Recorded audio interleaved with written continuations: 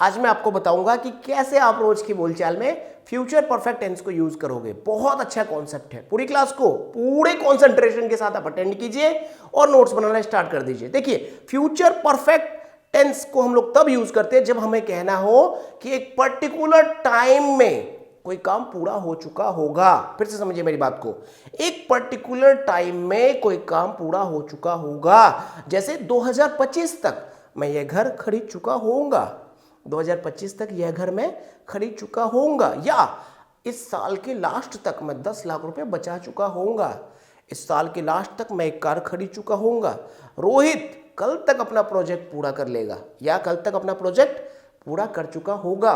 ये सारे examples future perfect tense के हैं। ठीक है, चलिए अब इसको स्ट्रक्चर कैसे करते हैं उसको समझिए जरा ध्यान से। अफर्मेटिव सेंटेंस आपको बोलना है तो सबसे पहले आपको क्या चाहिए, सब्जेक्ट, फिर विल हैव। यहां पर हेल्पिंग वर्ब का कॉम्बिनेशन क्या होगा, विल हैव। ठीक है, सब्जेक्ट विल हैव, वर्ब की थर्ड फॉर्म, जहां परफेक्ट वहां वर्ब की थर्ड फॉर्म और ऑब्जेक्ट। ठीक है, उसके बाद टाइम आता है तो टाइम लगा दीजिए आप। ठीक है, मैं 2025 तक यह घर खरीद चुका होऊंगा। I will have bought this home by 2025। ठीक है, I will have bought this home by 2025। ठीक है, दूसरा एग्जांपल देखिए, कल तक मोहित अपना काम पूरा कर चुका होगा। Mohit will have completed his work by tomorrow. Mohit will have completed his work by tomorrow. ठीक है, मैं 2024 तक 10 लाख रुपए जमा कर चुका होऊंगा। I will have saved 10 lakh rupees by 2024, by 2024। ठीक है, बात समझ में आ रही मेरी आपको। ये कुछ एग्जांपल्स थे फ्यूचर परफेक्ट टेंस के अफर्मेटिव सेंटेंसेस के। ठीक है, अच्छा इसका थोड़ा सा एडवांस्ड वाला टॉपिक भी समझ लो आप। एडवांस्ड में क्या होता है, यहां पर ना दो सेंटेंस एक साथ आ जाता है। जैसे पिताजी के जागने से पहले मैं जाग चुका होऊंगा। फिर से समझो मेरी बात को, पिताजी के जागने से पहले मैं जाग चुका होऊंगा। तो यहां पर आपको क्या समझना है, जो काम पहले फ्यूचर में पूरा होगा उसको बनाना है फ्यूचर परफेक्ट में, जो काम बाद में होगा उसको बनाना है आपको प्रेजेंट इंडेफिनिट में। ओहो, बड़ा अलग सा कॉन्सेप्ट आ गया। ठीक है, फिर से समझो, जो काम पहले पूरा होगा उसको बनाना फ्यूचर परफेक्ट में, और जो काम बाद में पूरा होगा उसको बनाना है फ्यूचर नहीं, प्रेजेंट इंडेफिनिट में। ठीक है, जो काम पहले पूरा होगा उसको बनाना है फ्यूचर परफेक्ट में, जो काम बाद में पूरा होगा उसको बनाना है प्रेजेंट इंडेफिनिट में। ठीक है, अब प्रेजेंट इंडेफिनिट समझ में नहीं आ रहा होगा, ये वाली क्लास अटेंड कर लेना। ठीक है, ताकि प्रेजेंट इंडेफिनिट के कॉन्सेप्ट भी आपको समझ में आ जाए। जैसे देखो, सूरज निकलने से पहले मैं जाग चुका होऊंगा। ठीक है, तो यहां पर आप देखिए कौन सा काम पहले पूरा होगा। जो काम पहले पूरा होगा उसको आपको बनाना है फ्यूचर परफेक्ट में, और जो काम बाद में पूरा होगा उसको बनाना है आपको प्रेजेंट इंडेफिनिट में। आप भी सोचोगे सर प्रेजेंट इंडेफिनिट का क्या काम है। हाँ जी, future perfect plus present indefinite का ये कॉन्सेप्ट बनता है। ठीक है, यहां पर दो काम एक साथ होगा आने वाले समय में। ठीक है, सूरज निकलने से पहले मैं जाग चुका होऊंगा।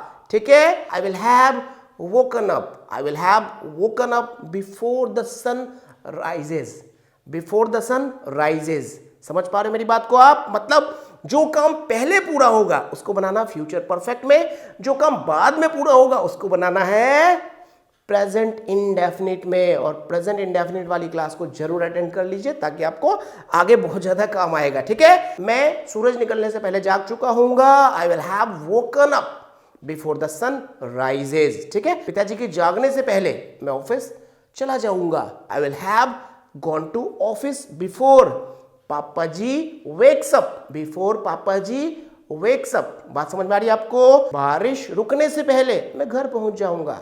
बारिश रुकने से पहले मैं घर पहुंच चुका होऊंगा या पहुंच जाऊंगा, एक ही चीज है। ठीक है, I will have reached home before the rain stops, before the rain stops. बात समझ में आ रही है आपको।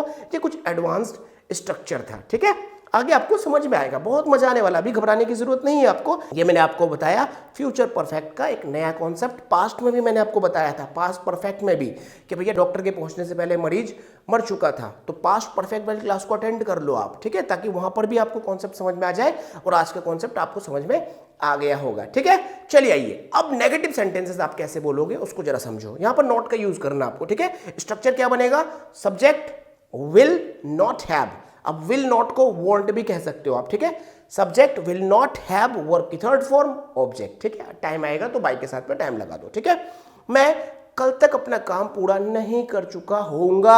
आई will not have completed my work by tomorrow. I will not have completed my work by tomorrow.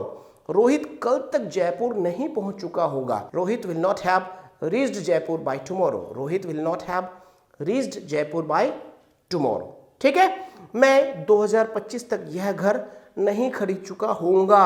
I will not have bought this home by 2025। ठीक है, बात समझ में आ रही है आपको? चलिए, अब आप क्वेश्चन कैसे पूछोगे, मतलब इंटेरोगेटिव क्वेश्चन कैसे पूछोगे। सबसे पहले आपको बोलना है विल, फिर आपको बोलना है सब्जेक्ट, फिर आपको बोलना है हैव, फिर वर्ब की थर्ड फॉर्म, फिर ऑब्जेक्ट। ठीक है, क्या 2025 तक तुम यह कार खरीद चुके होगे या होंगे? तो कैसे आप बोलोगे इसको?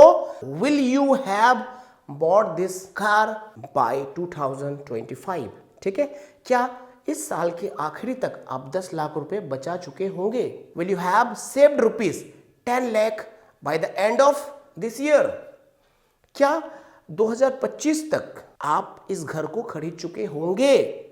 Will you have bought this home by 2025? ठीक है, ये कुछ क्वेश्चंस थे इंटेरोगेटिव। ठीक है, चलिए अब मैं आपको बताता हूं कि WH इंटेरोगेटिव क्वेश्चन आप कैसे पूछोगे।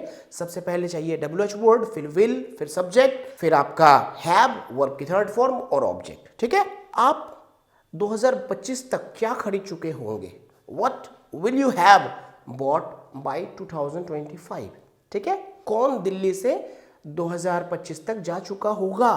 Who will have gone from Delhi by 2025? ठीक है, बात समझ में आ रही मेरी आपको? आप 2025 तक कितनी गाड़ियां खरीद चुके होंगे? How many cars will you have bought by 2025? ये कुछ एग्जांपल्स थे WH इंटेरोगेटिव क्वेश्चंस के। चलिए, उम्मीद करता हूं कि आपको फ्यूचर परफेक्ट टेंस जरूर समझ में आया होगा।